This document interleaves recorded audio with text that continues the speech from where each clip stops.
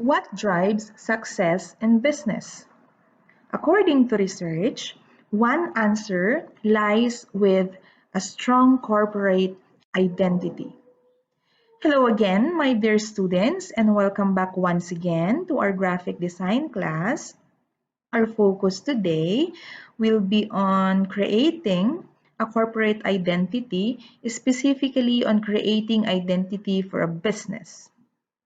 Some of you might be doing this course because maybe you want to become a professional graphic designer, or simply because you have your own business and want to have the ability to design your own artwork, or you have a business in mind and you want to personally design your own identity. Whatever your reason is, I assure you that this is a valuable lesson irrespective with the reason why you are doing this course. Okay, before we start learning corporate identity, I just want to talk about the learning objectives or what is expected from you after this lesson. So after lesson 6, you should be able to explain the importance of corporate identity for an organization or for a company or for your brand. You should demonstrate awareness on the meaning of some popular logos, which I will be sharing later on. You should also appreciate the importance of research and brainstorming before having to create a corporate identity. Bakit kailangang mag-brainstorm? Bakit kailangang mag-research bago gumawa ng isang design? You should also apply the principles of an effective logo design, including the process or steps on creating a design. And of course, you will be redesigning or you will be designing your own corporate identity using Adobe Illustrator. And in addition, you should also download mockups and add your logos to these mockups for presentation purposes. Okay, so we can start. Okay, so before jumping into corporate identity design, I think it would be best if we first understand the meaning of corporate identity. So let's put it this way. Your identity as a person can include your name, your address, your picture, your phone number, and even your religion. Meaning, other people can identify you through this. But how about in business? How do you think people can identify your product or your business or your organization or your company? The answer is corporate identity. Corporate identity entails all visual elements that you use or that you choose to represent the overall face of your organization. This can be in the form of your logo, the typeface, or the color palette or the imagery that you use, okay, the tagline or your business slogan, or even the tone of voice.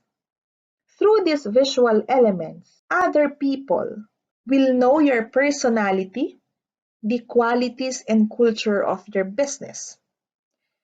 Corporate identity is apparent in physical form too.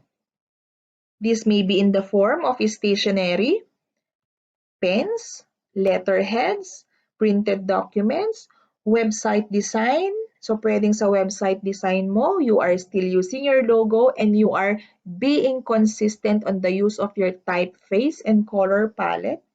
Even in your email signature, display advertising, even in your packaging material. Say for example, your business is a coffee shop, okay?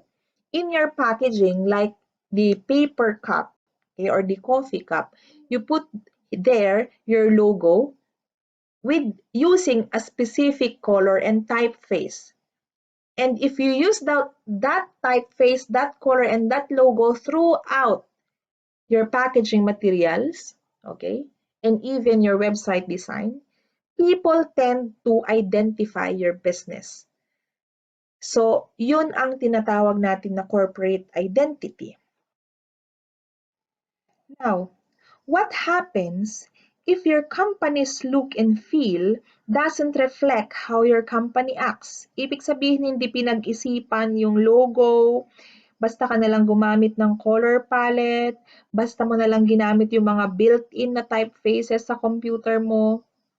What will happen? Do you think other people or your audience can identify your brand or your company or your business? Okay? If your company looks or if your company's look and feel doesn't reflect how your company acts, there will be a gap between your corporate identity and how you are perceived by your audience. And this not only weakens your corporate identity, but it will also generate mistrust among a confused audience. So when considering a corporate identity or looking to improve your existing corporate identity, there are four basic elements that must be considered. Okay? So itong apat na sasabihin ko ngayon will be needed or will be considered if you want to create your own corporate identity. Pinakauna sa lahat, this is the starting point. You should have your logo. Logo is the most obvious of the graphic elements of corporate identity. Every time that you will create your own corporate identity, first or the starting point will be a logo. As a standout visual signifier, it should also act to identify your company instantly. For example, Apple's beaten apple, Google's colorful wordmark, and Twitter's bluebird all immediately align one visual element with the organization's brands entirely. A strong corporate logo can even take an organization from being a business to being a cultural icon. Like in this example, okay, Birdland. If you can see here, they use their logo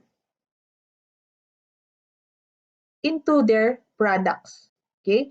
So pag nakita mo ito, yellow and black, okay? Kahit malayo pa yung bag na yan, this is a packaging material actually, malalaman mo na product yan ng Birdland. They also use their logo in their stationery, in their business card, in their pen, and even this Cosmic Coffee Blend. Okay, they use their logo in their packaging materials, even in this cup, paper cup, in this little notebook, and even in the smallest or the tiniest product that they have.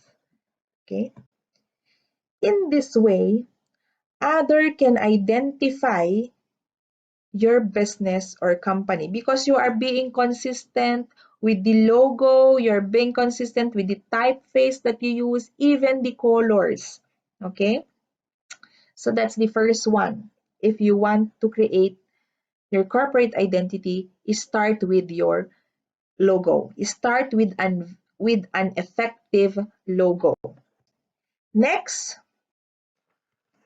typeface. A picture is worth 1,000 words. The saying goes. But an exploration of typography will tell you that the style, shape, weight, and spacing of the written word can also say 1,000 words. Type can be warm and friendly. Type can be elegant and luxurious, or bold, or authoritative, like this example. Okay, Starbucks are using 3 fonts: Sodo Sans, Lander, and Pike. And all through their products, all through their advertisements, pati yung nasa cup nila, yung mga nasa website nila, yung nasa logo nila, are using the same font or typefaces. Okay? And they are being consistent on these typefaces. Because if you are consistent in using these typefaces, people tend to memorize it, so you're making your logo or your brand memorable.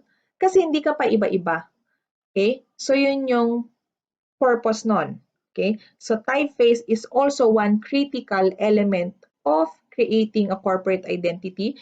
So, please make sure that you choose the appropriate or correct font in the creation of your corporate identity. Okay? So kung formal yung ginagawan mo ng corporate identity, say for example, law firm, then you choose formal typefaces. Kung kids playground naman yung ginagawan mo ng logo or ng corporate identity, then use playful typefaces. Okay? So I believe you got what I mean. Next, imagery. As well as words, images are also powerful elements of corporate identity.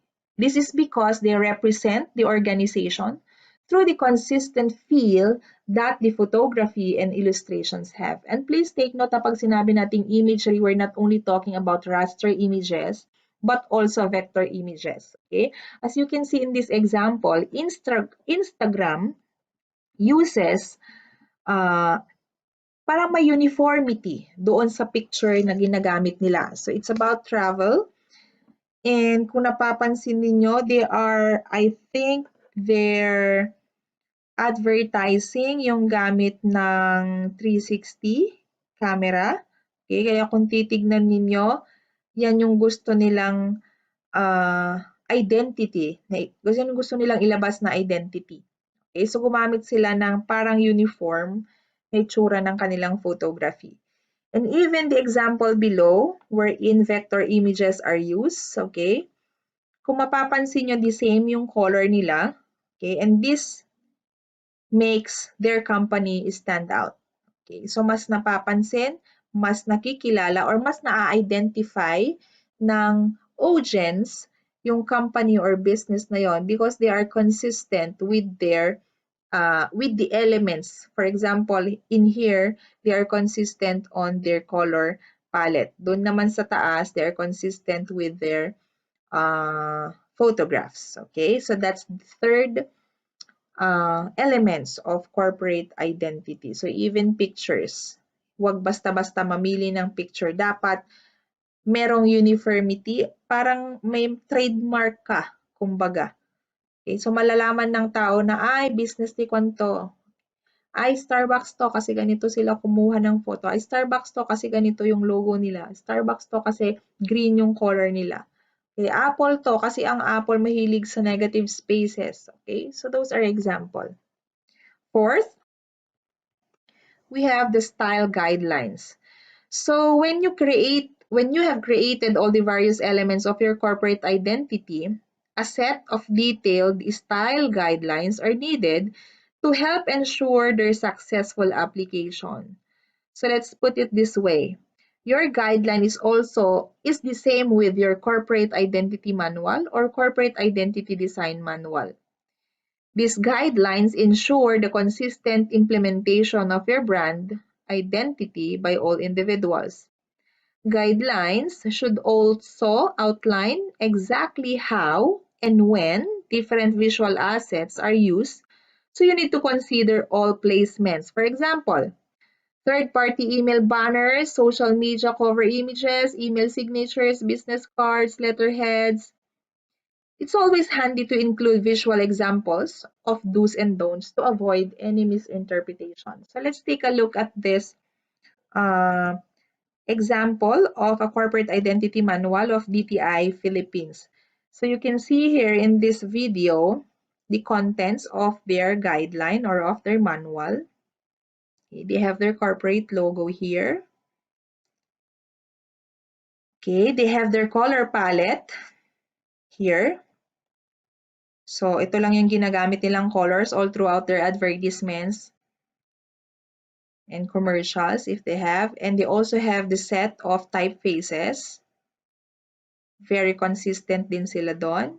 Yan yung sinasabi kong do's. Pwede yon. Ito naman yung mga hindi pwede. Huwag nyong gawin ito sa logo namin. Parang ganon. Pwede yung sa taas. Hindi rin pwedeng gawin ito sa mga logo nila. So, in this manual, nakalagay dito Okay, even the sizes. So kung sa business card, kung ilalagay mo yung logo sa business card, the size of the logo should be 1.27 by 1.27. Kung ilalagay mo yung logo sa envelope, 3 by 3 centimeter. Okay, so nakalagay dito sa manual nila para kahit magkakaibang department ang gagawa ng advertisement or ang gagawa ng business card or ang gagawa ng signages, okay? Meron silang guideline or meron silang basis as to what size of logo, as to what font to be used or typeface to be used, as to what color palette to be used. Okay? So those are the four basic elements in creating a corporate identity. Okay, knowing the four elements involved in corporate identity, I believe that the most difficult part will probably be coming up with a clever logo concept as this is the starting point. Okay? So pag gagawa kayo or if you will be creating a corporate identity, the very first design that you will be creating will be a logo. Okay, because after creating that logo, you will be using that into your letterhead. You will be using that logo into your product. You will be using that logo into your email signature and other visual elements that will be used to identify your company. Okay, so the logo is really the starting point. Okay, so there is a saying that goes, a designer worst nightmare is a blank page. But taking it positively, please take note that a blank page offers you, designers, so many opportunities because in here, your creative juices flow, your imagination works, and every time na may ma-generate kayong idea, kahit nasan kayo, you need to take note of that. So as a designer, dapat may palagi kayong baon na notebook at papel or pencil or ball pen para kasi ang mga designer anywhere, anytime may papasok na idea, 3 a.m. in the morning, you are at the CR, may mga lalabas na ideas. So, please, pag lumabas pag na-generate yung mga ideas na yon, please take note of that kasi once lang yung dumadating, nakakalimutan yan. Kaya dapat palagi yan nare-record. Okay? And also, huwag din kayong matakot in creating or in designing your logo because the more you design logos, the better you will get at it. So talaga lahat ng first time mahirap. Pero take note na habang tumatagal, habang pinapractice mo yan, okay, the better you will get at it. Okay?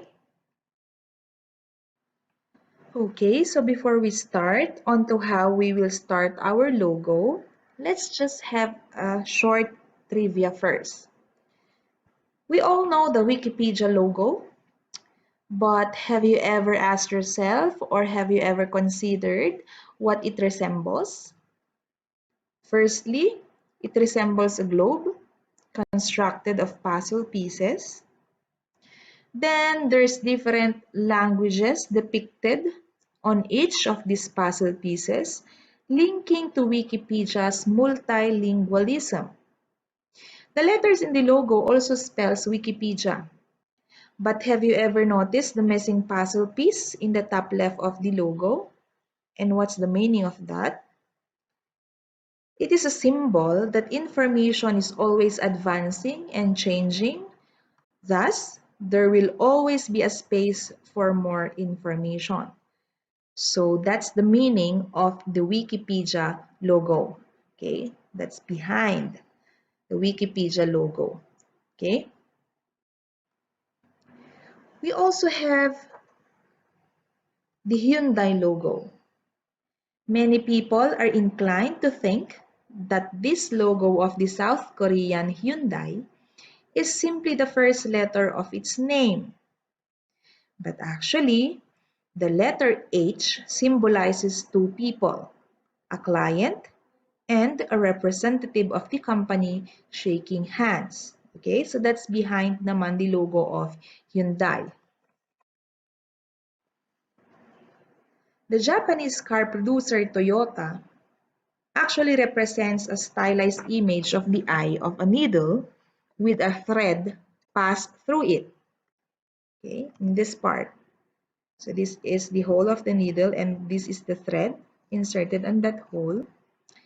This is a hint at the company's past, where the time when it used to produce weaving machines. At the same time, the individual parts of the logo also spell out the letters of the company's name. Okay? Yun pala yun. So, meron ding purpose or may advantage din kung minsan if you are taking this course, you are having the chance to know or to discover the meaning of some popular logos. Okay, now try to look carefully at the white space between the letter F and the red stripes in the Formula One logo. Can you see number 1? The red stripes of the logo are also meant to be a graphical representation of the speed achieved by Formula One cars. These logos, in my example, only proves that in creating logo, it really requires a lot of research and brainstorming. A logo should be used to identify your organization, your company, or your brand. Each element also of your logo, from the typeface you use, the color, the shape, each should have a meaning to what your organization or company or brand offers. So what now are the principles or the rules of an effective logo design? According to Paul Rand, the principal role of a logo is to identify, as I mentioned earlier, and simplicity is its means. Its effectiveness depends on distinctiveness, visibility, adaptability, memorability, universality, and timelessness. The principles of effective logo design are also simply rules or tick boxes if you want, that you want to tick when you have designed your logo. Always ask yourself if your logo applied these principles successfully. And if not, go back to the drawing board. In this lesson, we will discuss in detail the 5 principles of an effective logo. Simple, memorable, timeless, versatile, and appropriate. Let's kick off with the first principle, simplicity or a logo being simple. The best logos are the ones that give the viewer an immediate and clear sense of you. They are clean and uncluttered. Please take note that less is more and simplicity is more impactful. Remember, logos are used in a variety of ways, on different platforms, and in various formats and sizes, so fine details will be lost. A strong logo will have few elements, each of which can be identified easily and integral to what you're hoping to communicate. If you have elements that don't contribute to the whole, please get rid of them.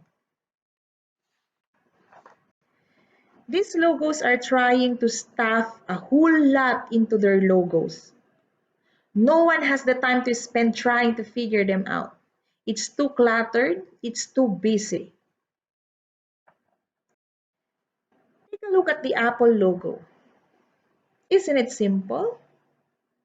But one look at it, you will immediately know that a laptop, an iPhone, or an iPad is made by Apple because it bears that famous logo. But did you know that Apple was once a complex looking in 1976, as we see in the first logo here? The original Apple logo featured Isaac Newton under a legendary apple tree here. So that's Isaac Newton sitting down under a legendary apple tree. But later on, as time goes on, the team realized that the simpler the design, the better it is accepted by the masses. Nakita nyo naman siguro yung difference from 1976 to 2017. So this is the current logo of Apple, simply gray apple with a bite or a bitten apple. Let us check other logos that was once complex, but later on changed into a simpler design. Heineken is a famous beer brand that was started in 1887. They had a complex logo back then. It was the era kasi where colored printing was new. Kaya kung napapansin nyo, very colorful yung logo ng Heineken. Every business and designers were keen to experiment. Later, in 1991, they changed the logo to a simpler version. Starbucks is a household name to people all around the world. So this is very popular. Their first logo was very complex too and has a seductress vibe around it. It later got changed under the new owner due to raising modesty issues. The brand wanted to expand its business circles, so they felt that having coffee printed on the logo makes it very limited. Fuddruckers is an American franchise that is especially known for its hamburgers. Founded in 1997, they too later changed their logo to a simpler version. The changes in these logos were the demand of the era. Great brands are those that can adapt to changes. Please take note of that. And all these brands change over time and aesthetic sense. But one thing to consider is that all these brands are household brands. People already knew them. Okay, so let's try to look at other logos. Let's take, for example, Dell, HP, Mitsubishi, and Nike or Nike, however you pronounce it. These are just some companies that we know well, and their simple logos work well for them. Please take note, guys, that your design doesn't really need to be complex in order for it to look professional and trustworthy. Simplicity is beauty, less is more. Okay, huwag niyong kakalimutan yan. The second principle of an effective logo design is memorable. Okay, memorability. Can you draw your logo in 10 seconds or less? If your answer is yes, then your logo is memorable. But if your answer is no, then your logo may be too complex. It's not simple. It's too complex.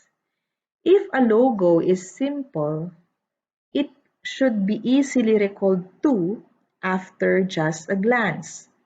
A glance, after all, is typically all your logo is going to get from most people. Hindi naman magsasayang ng oras ang tao just to study what's behind your logo.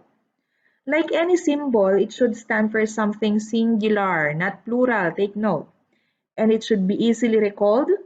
If other person looks at it, she can immediately describe your logo and its basic elements.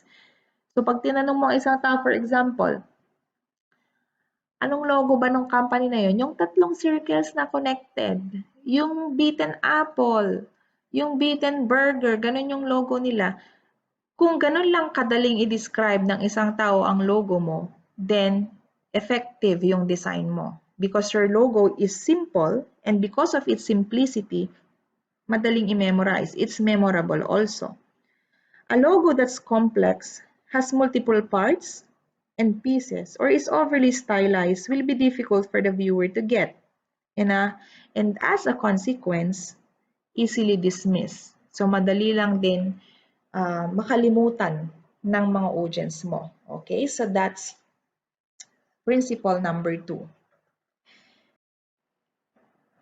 Take a look at this overly decorated logo. Tatanungin ko kayo, can you even describe it in 10 seconds? So pag tinanong ko, anong logo ng Hayden Landscaping?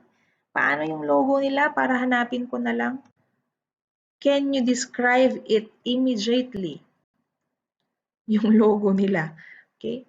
If not, then your logo is too complex. It's overly decorated or stylized na hindi ma-describe ng audience mo. Hindi niya ma-describe. So it's not memorable kung ganyan.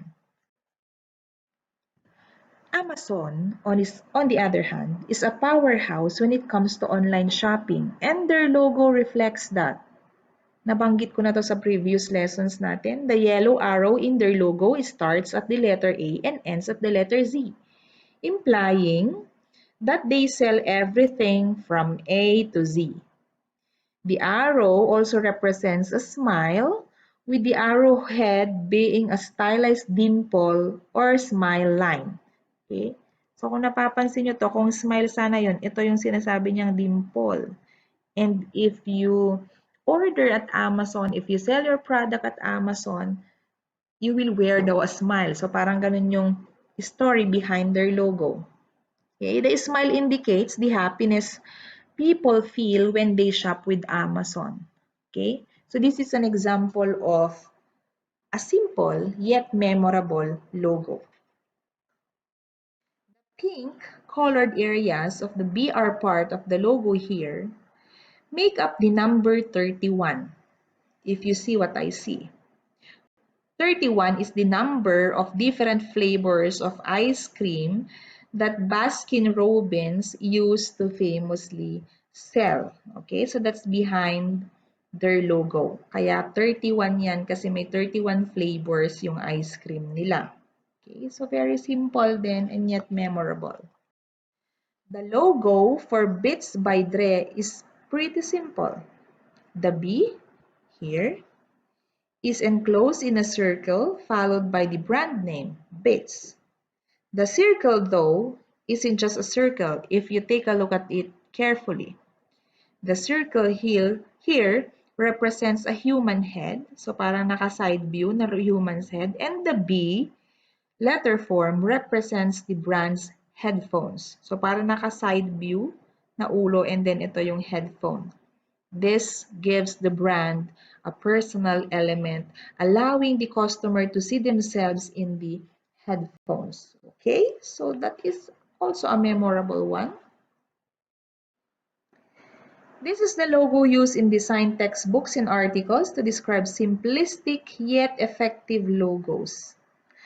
After seeing the negative space arrow between the E and the X, can you see that? Can you see what I see? There's no unseeing it, right? Good design is as little design as possible, as mentioned by Dieter Rams. Okay. You can see the arrow there because FedEx delivers anywhere, everywhere. Okay. The Nike was created by Carolyn Davidson as a graphic design student back in 1971. And the story goes that she was paid $35 for this logo.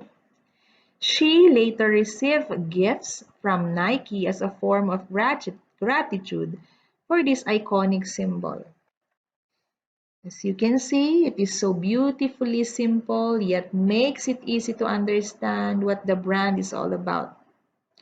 Because of the simplicity of these logos, they too becomes memorable. So magkasama palagi yon.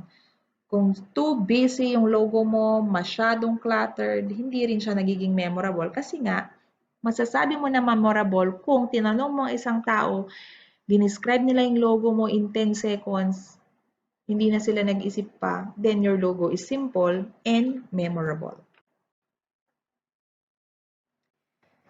Be very careful because what might seem amazing now might only be so because it is very trendy.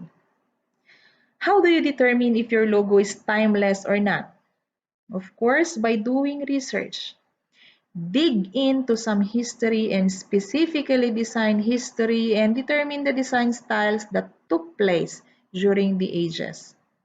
Rest assured that the simpler your logo is, the more timeless it will be. So bumabalik pa rin tayo doon sa simplicity. Also note that some logo is slightly changed with the times. So make sure that your logo has room for small adaptations if needed in the future. One way to test out this logo design principle is imagining the following scenario.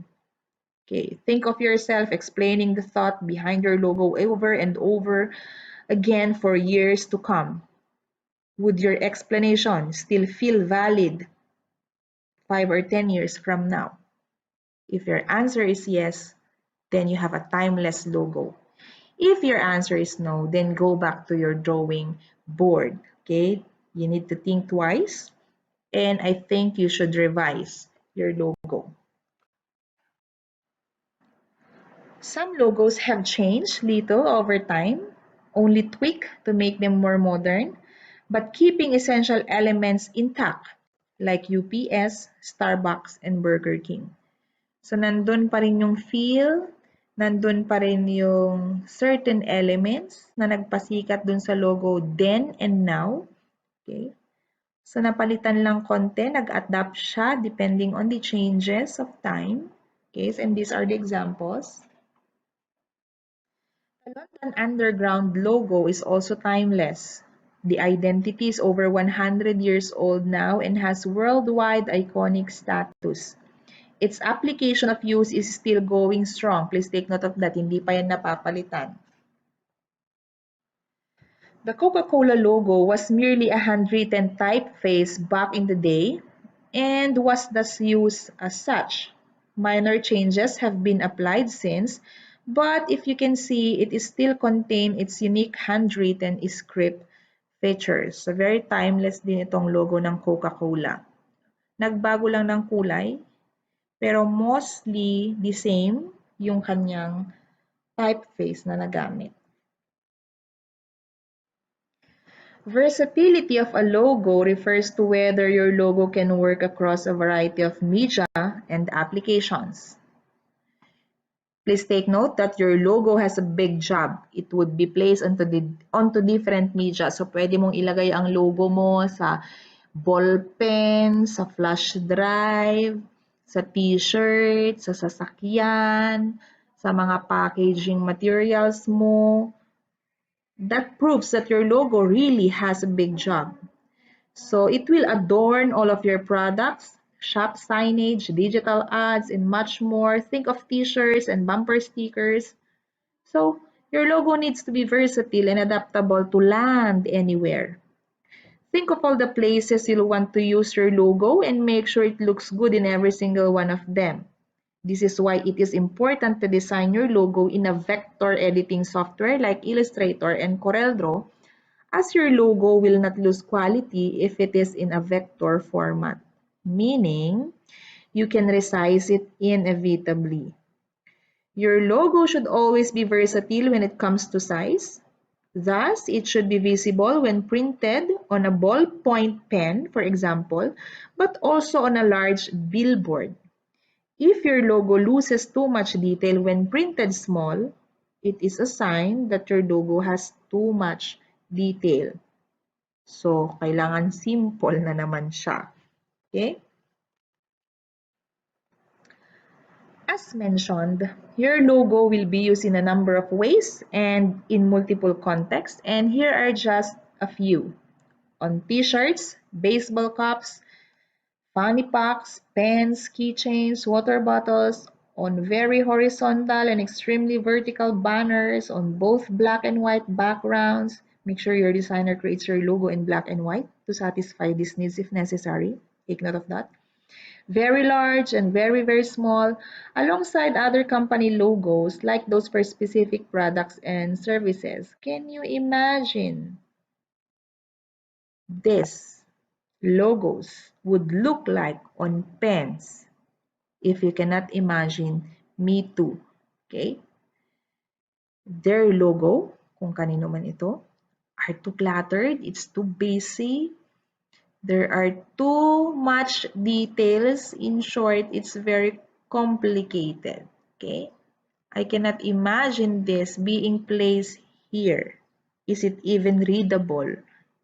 Can you even describe that if placed in this kind of media? Okay, if not, then you need to rethink and recreate your logo. A way to create a versatile logo, please take note of this. Kung gagawa na kayo ng logo, please consider this. Design it first in black and white.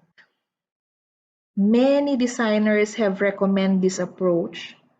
They are of the opinion that designers are easily attracted towards colors and become biased, which usually results in lesser importance given to the design.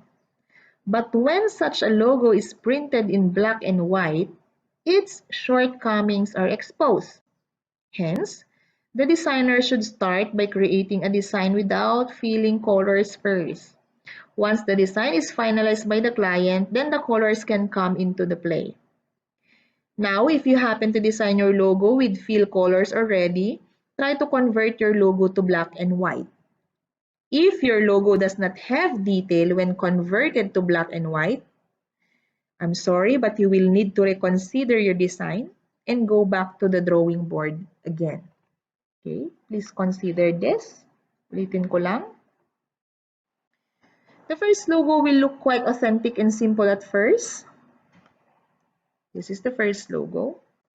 But if precise, does it still convey the message accurately? I can't hardly read it. The rule of thumb is, when designing a logo, always ask yourself whether it is visible when printed as big as your thumbnail or as large as a billboard. Also, if you ever receive a logo from a client that you need to make use of either a Word document or in raster format, ask them the raw file, and get the vector file.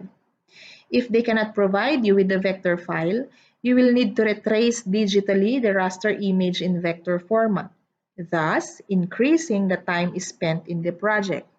Please remember, raster images lose quality, so it's best if you can get the vector format. Inform also your client of this and charge them an additional fee for retracing the logo. Lastly, when speaking about the appropriateness of your logo, you need to make sure that the design style and typeface used would convey the correct message. Since logos are visuals, and visuals are quicker to identify than actually reading, it would make sense for your logo to not misinform its audience. For example, a logo for a toy shop could be colorful and playful in its execution. However, the same would not apply to a law firm. Magmumukhang informal yung law firm mo, magmumukhang joke yung law firm mo kung very colorful yung ginawa mo sa logo mo. New York City is considered a cultural hub of the world with an incomparable art and design community. Pero ang tanong, is this really the logo they settled on for their taxi company? For me, it's very inappropriate.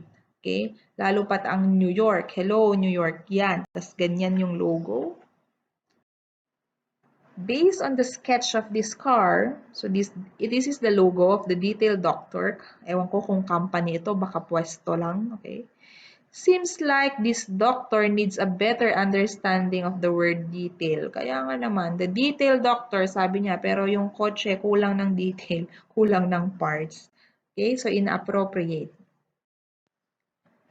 The Italian graphic designer Emanuele Abrate knows very well how bad some logos can be. There are some logos with unclear messages, with wrong choice of typography, and all of that. Okay? That's why he authored the worst logos ever redesigned. Okay,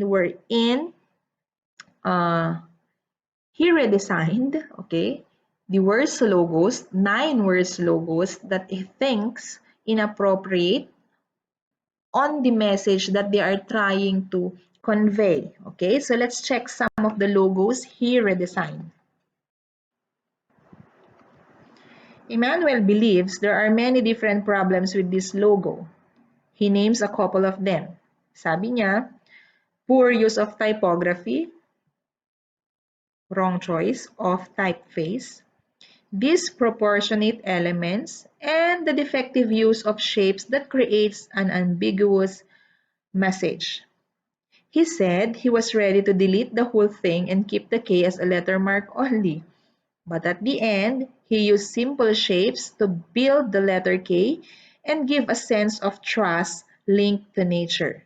Plus, in the negative space, you can also see a cross in this part. Okay, this is the negative space. Okay, you can also see a cross, which is a distinctive element in the pharmaceutical field. And this is how it looks when used on a product and business card. So this is the first bad logo design that he redesigned. This logo suggests that something down there is on fire, joked the Italian designer. Of course, it doesn't hold the sense of safety one would expect. That's why he decided to develop a new concept, starting from circular shapes that enclose the figure of a flame in the negative space. The name has been shortened to the acronym FPP, which gives the logo great recognition even if the full text isn't present. Okay. At least nailagay pa rin doon yung complete name of this. Emmanuel has given this logo a whole new concept. The idea was inspired by the figure of the mother who cooks with passion. So he imagined the mother taking the hot pan out of the oven. So he started from the oven meat here. He started from the oven meat as an iconic symbol and tied it with a heart for the message of love and passion. So this is how it looks like when used in a packaging material. Dentist or a seducer? That's what came to Emmanuel's mind when he saw this one. The logo is so unclear that he came up with a simpler and less descriptive solution. Thus, he arranged the letter C. Okay, so this is the letter C and letter D so that they form a smiling face. Kaya dental ito dental clinic. So smiling face yung pinaka-concept. The clean, rounded lines and the blue color are intended to convey a sense of confidence and cleanliness. Okay? So those are examples of inappropriate and appropriate yet simple and memorable logo redesigned by Emmanuel. Okay, and this is a simple product or a simple mock-up when the logo is placed on a business card. Okay, so that's it. I hope you understood and appreciated the topic and apply it in creating your own logo design. Remember Paul Rand in our previous slide? Paul Rand, by the way, was an American art director and graphic designer, best known for his corporate logo designs, including the logos for ABC, UPS, IBM, Next, Westinghouse, and Enron. He is widely regarded as one of the most respected and influential designers of our time, and was also an advocate for simplicity. Many of his logos are thought to be some of the most effective and elegant design solutions, and the longevity far surpassed the normal lifespan of a corporate identity. Some of his logos went unchanged for over 30 years. Example, IBM's iconic 8-bar word mark turned 49 this year, by the way. So why do you think his logos so effective? What made them so timeless? Many think that it was the simple aesthetic and the absence of unnecessary decorations that made them stick. Simple yet memorable. At dahil memorable siya at simple siya, nagiging timeless siya. Okay. Most designers' mistake is that oftentimes, in an attempt to create something new and original, they try to cram too many ideas or elements into one mark. When logos become overly complex, take note that the true purpose of the logo is ignored. The goal is for the logo to be recognizable, timeless, and versatile. A complex logo is more difficult to remember, mahirap nang i-explain, mahirap i-describe, kaya difficult to remember, which makes it less likely for a person to recognize it when they see it a second time. Okay, so that's Paul Rand, the graphic designer. And if you take a look at all his logos, it's very simple yet memorable. Let me share with you a quote from David Airy. Leave your client with just one thing to remember about the design, because all strong logos have one single feature to help them stand out. Not two, not three, not four, but one. So make your logo simple, appropriate, and versatile for it to be memorable and timeless.